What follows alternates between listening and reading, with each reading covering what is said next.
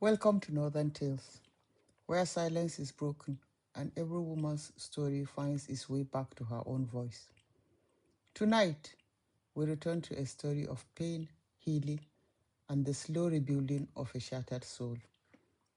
In part 8, Farouk confronted the truth he had carried alone for months, his infertility, and finally exposed the secret behind Hadiza's pregnancy. Her shocking confession, his mother's desperate denial, and his quiet decision to divorce Hadiza all led to one final act: acceptance. He was ready to accept whatever consequences came from the situation. Let's continue. After Farouk's unexpected visit to see Nadia at the psychiatric hospital, the storm he left behind did not come quickly. After the shock of seeing him and Nadia's regression in her treatment, she stayed sedated for 2 full days. The first night, her body shook from the shock, her breathing spiked, her thoughts spiraled violently. The clinical team had no choice. They administered a controlled sedative just to stabilize her heart rate and prevent another psychological break. The next day, she drifted in and out of sleep, not peaceful, not restful, just suspended between fear and exhaustion. On the morning of the third day, her sister Rahila arrived like a storm. She had barely dropped her handbag before confronting the first nurse she saw. Why did you allow that man Farouk to see her? Why? What exactly happened? Her eyes were burning. Her voice carried the fire of a sister who had fought too much and lost too much already. When she was finally brought to Dr. Auta's office, she didn't sit down. Explain, she demanded. But Dr. Auta, calm, intelligent, deeply experienced, clasped his hands softly and waited for her to breathe. Madam Rahila, he began gently, I understand your fear, but sedation was necessary to prevent a life-threatening meltdown. What your sister experienced was not just emotional distress, it was psychological overload. Rahila's jaw tightened. She was doing better. She was stable. And now, look at her. Yes, he nodded slowly. She was stable on the outside, but not here. He tapped his chest gently. And not here, he tapped his temple. He leaned forward, voice lower, now softer. Nadia has not healed from the inside. Farouk's visit didn't break her. It exposed the wounds she was still carrying, wounds that we still have to treat. Rahila blinked but didn't speak.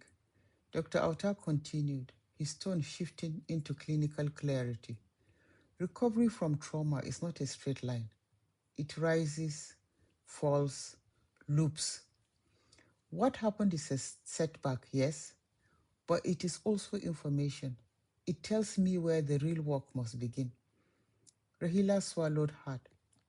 What work? She whispered. He opened Nadia's chat. Nadia needs emotional detachment from her past. She will need cognitive restructuring of guilt. We have to address unresolved grief and abandonment so that we can restore her sense of safety. We will also help her build a coping mechanism that don't rely on medication and also help her to build her identity outside of Farouk. He closed the file gently, and I assure you I will do everything in my ability to help her heal properly this time. Rahila's anger softened into something else. Exhaustion, fear, hope, all tangled together. She lowered herself into the chair opposite him. And the sedation, will she be okay? Yes, he said, nodding. She will wake fully today. And when she does, we begin again. Slowly, carefully, and with a clearer direction. Rahila exhaled, a long, shaking breathing. Can I see her? Yes, Dr. Auta replied, standing. But be gentle. Today she will be fragile. When Rahila entered Nadia's room, Nadia lay curled under a blanket, her breathing soft, her face pale but peaceful. Rahila sat beside her and brushed a hand across her sister's forehead, whispering, "You will rise again, Nadia. Inshallah, you will rise again." Her voice broke. Then she continued, "But this time you will rise for yourself." Just as Dr. Auta had promised Rahila, Nadia's treatment began again, slowly, gently, but with renewed purpose. And although he had always carried a soft spot for her because of his sister who died from infertility years ago, their bond grew deeper, not romantic, but human, compassionate, honest. He pushed her in therapy, not harshly, but firmly. Sometimes she got angry and snapped at him. Sometimes she cried quietly until the tissue box empty. Sometimes she refused to speak at all. But Dr. Auta remained steady. "We keep going," he would say. "Healing is not comfort, it is confrontation." In group therapy, Nadia began to talk. Not much as at first, a line here, a sentence there, but over the days she found her voice. She shared how her mother-in-law treated her, how every visit to her section of the house became an examination, how every silence carried accusation, and how even meals when she served her mother-in-law, it was received with the coldness reserved for someone who had failed the family. She shared how every month was a new humiliation, how the arrival of her period felt like a public announcement of her failure, how her mother-in-law always knew, and how she made hurtful remarks about barren women. She shared how she would cry in the bathroom with the tap running so no one would hear her, and how each cycle invited fresh whispers behind closed doors. She shared how she was mocked during women's gatherings, how sister-in-laws, neighbors would stare at her with pity when someone talked about childbirth or children, how they would exchange knowing glances when discussing childbirth, and how their eyes always found her stomach flat and accusing. She shared how she was blamed for something she did not cause, how everyone concluded it must be her fault, how prayers were offered on her behalf with pity she never asked for, and how no one ever considered that infertility could be more complex than a woman's womb. One day during a small group session, she said it out loud. "They defined me by what I could not give, not by who I was." Four other women in the circle nodded with tears in their eyes.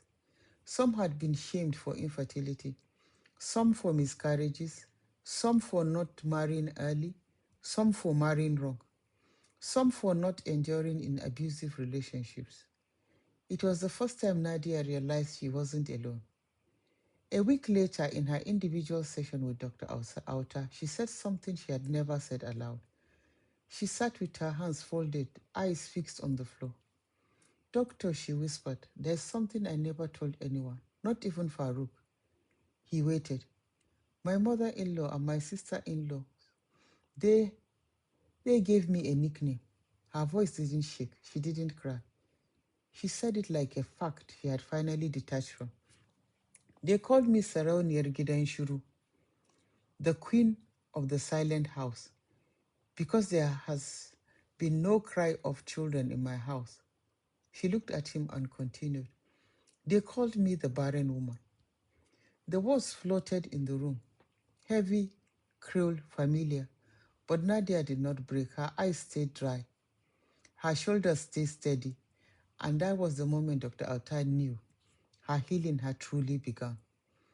He leaned forward, his voice soft but firm, the kind of voice that repairs something inside a person. "Listen to me, Nadia." He waited until she lifted her eyes to him. "Your name is Nadia, not barren, not broken, not empty." He smiled gently. Yes, you are a queen, but not of silence. Take that word back, Nadia. Let it stop being the name they used to wound you. Rewrite it. Own it. You are the queen of your own story. Dr. Auta continued. "Do you know what your name means in Arabic?" She shook her head. "Nadia means the caller, the announcer, the one who brings a message." Her breath hitched slightly. You were never barren, he continued. You were burdened by cruelty, by shame that was never yours, by expectations no woman should carry. He sat back. But your name, your true name, carries life. It carries meaning. It carries hope. Nadia blinked hard, but still she didn't cry. She whispered her own name with something like pride. My name is Nadia. Slowly and surely, after 5 long months in the psychiatric hospital, Nadia became well. Not perfect, not magically cured, but whole enough to live again. When she was finally discharged, her family in Mina held a small feast in her honor.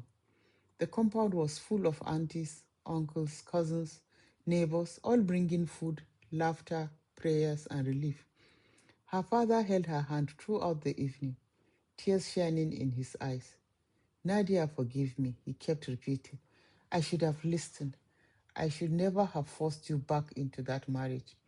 For the first time in years, Nadia saw her father vulnerable, not stern, not stubborn, just a man who realized he almost lost his daughter. And to everyone's surprise, her illness brought the family closer. All misunderstandings dissolved. Her siblings became softer with her. Her father prayed loudly for her protection every night after Maghrib. After Mina, Nadia moved to Kaduna to stay with Rahila so she could continue her therapy at the hospital. Rahila was thrilled to have her. Nadia helped with the children. She cooked, she cleaned, she laughed again, quietly but steadily. And as the months passed, the color returned to her life. Then something unexpected happened. She applied for a lecturing job at Kaduna Polytechnic and she got it. Her first real job, her first salary, her first sense of independence since her marriage ended. When she held the appointment letter in her hand, she cried, not from sadness, but from joy. She was becoming Nadia again. And then there was Dr. Auta. What began as routine follow up visits gradually became more personal. He never crossed boundaries in the hospital, but after she was discharged, the lines softened naturally. He checked on her, he encouraged her, he reminded her to choose peace over people pleasing. He told her to put her mental health before family expectations. And every time she doubted herself, he was there. Be selfish with your healing, Nadia. You owe that to yourself. Home visits, the kind doctors rarely made, turned into tea conversations. Tea conversations turned into lunches. Lunches turned into evening strolls and eventually date nights. Gentle ones, respectful ones, full of laughter. She never knew she still had inside her. The relationship continued quietly, gently, like something neither of them wanted to scare away. One evening, they went out to dinner, a small restaurant, soft lights, the kind of place where people spoke in low voices. But Nadia didn't notice any of it.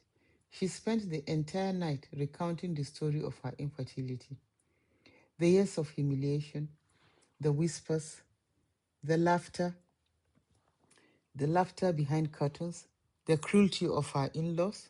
She told him things she had never said out aloud. Dr. Auta didn't interrupt. He didn't ask questions. He didn't pity her. He simply listened with the kind of patience that made her chest tighten. At one point, she said quietly, do you know nobody in that house ever called me by my name? Not once. I wasn't Nadia, I was just a barren woman. Like that was my whole existence.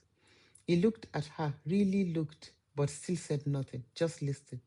When he dropped her at her gate that night, she whispered, I'm so sorry. I ruined the evening. I talked too much. He shook his head gently, but she didn't let him speak. She rushed out, embarrassed, and disappeared inside. By morning, she regretted everything again. She sent him a long text apologizing for spoiling the date. He didn't reply. All day, her heart thudded unevenly. Maybe she had said too much. Maybe she had chased him away with the heaviness of her past. It wasn't until late afternoon that her phone rang. Where are you? He asked. In school, she said, confused. I'm coming, he replied and hung up. When he arrived, he was holding a large nylon bag filled with something heavy. He dropped it in front of her and stepped back with a serious face. Inside were 12 t-shirts, all colors of the rainbow, folded neatly. Each one had the same bold inscription on the front and the back. The inscription was, "Her name is Nadia, not Barren." And inside the bag were matching key holders with the same message. Nadia stared. For a moment. She didn't breathe. Then she laughed, the deepest, loudest laugh that had lived inside her in years. She laughed until she slid to the floor, clutching her stomach, tears running down her cheek. He waited for her to finish. Then he crossed his arms and said, pretending to be angry, "You will wear one t-shirt every day, one color for each day, so you will remember exactly who you are. They don't get to rename you." She wiped her face, still laughing. "You are mad," she whispered. "I know," he said, "and I'm not done." He lowered his voice gently and said, "Nadia, I have really grown fond of you. You're the first woman that I have developed interest in since I lost my wife years ago. If you will have me, I would like to marry you." Nadia looked shocked and confused. Dr. Auta added quickly, "Nadia, you are not silence. You are not shame. You are not what they called you. And I want you to spend the rest of my life reminding you, if you will let me." Nadia couldn't speak. She only nodded. And for the first time in years, she believed she deserved something good. They had a quiet nikah in Mina, surrounded by family, a few friends, and a peace Nadia had never known before. Dr. Auta insisted on everything being simple. "I want your heart calm, not overwhelmed." He took care of everything. He already had a fully furnished home. "Just bring yourself, Nadia. That's the only thing I asked for."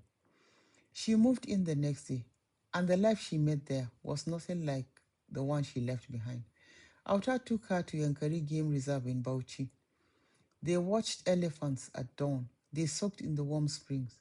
They held hands like two people who had survived storms and finally found shore. She found him to be kinder, softer, gentler as a husband than even she imagined. He listened, he cared, he paid attention. He teased her too, especially when he walked out some mornings wearing those dramatic t-shirts with "Her name is Nadia, not Barren." She would laugh and chase him out of the bedroom with a pillow. Every day he reminded her, "I choose you. If Allah gives us children, good. If He doesn't, wallahi, I am content. My home is complete with you." One evening, when they were coming back from their weekly date night, he whispered something she never forgot. "If I could give away every child I might have, even borrow some children from my brothers and sisters, just to bring my first wife back for one day, wallahi, I would." He said it without pain, without shame, just honesty. And she understood something. Their relationship was built on truth, not pretense, not pressure, not fear, just truth. Sometimes, when she lay beside him at night, Nadia wondered if she was still dazed from all the pills she once took. Because how could God rewrite her life so beautifully?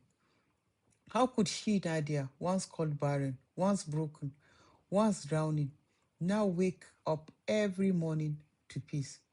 She remembers Auta's voice saying, "You deserve this. You deserve gentleness."